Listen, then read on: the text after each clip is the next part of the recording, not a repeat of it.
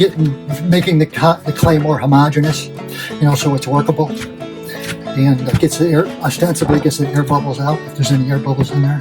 That's a little piece of glaze, and right, so,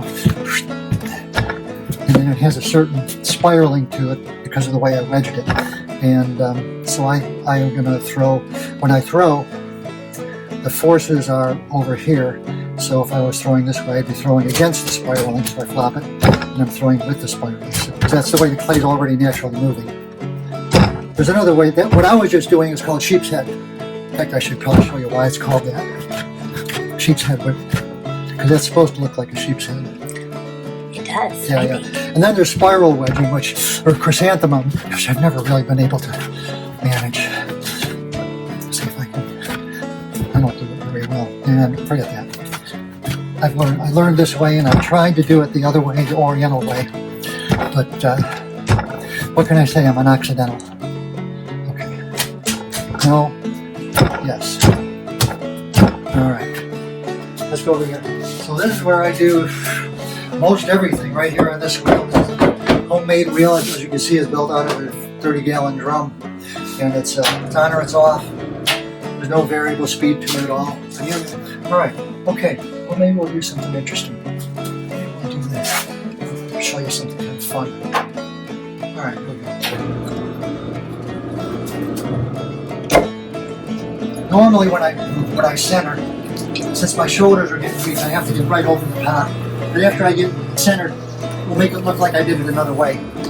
Just center like this. Center it. Push it back down. That's called wedging on the wheel.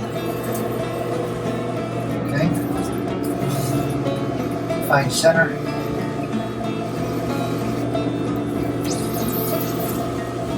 Find bottom.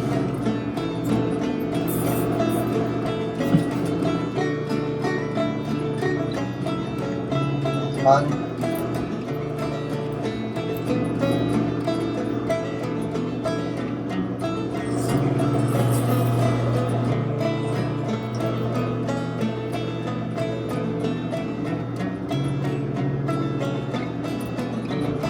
This particular bottle form is takes a while to get it. There's just a lot of manipulation besides just throwing a straight cylinder. Okay, so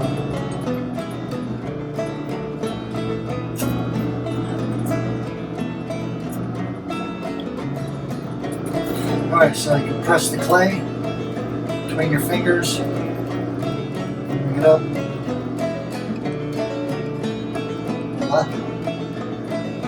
Ideally try to keep the rim.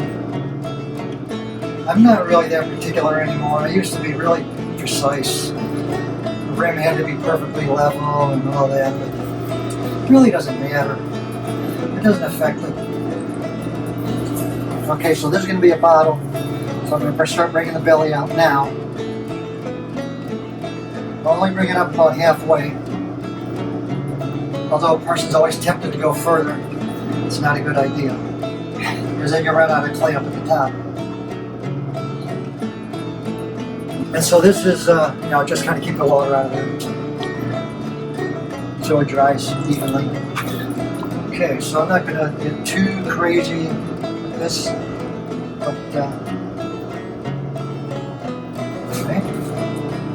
Nice thing about this too, you can use it to form a little bit from the inside.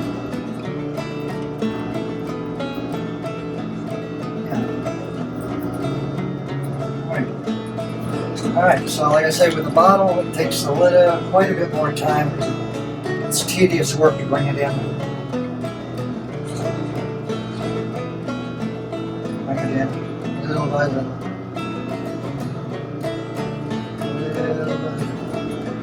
And try to use up all the clay. Now, kind of the fun part. I'm going to even out this wall as best I can.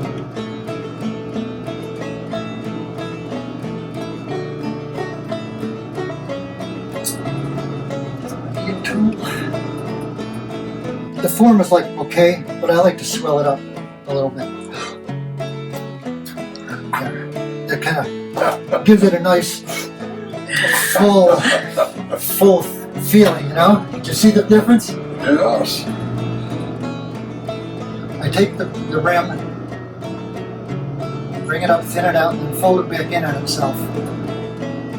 It actually makes the rim stronger because you got the forces of the clay working contrary to each other.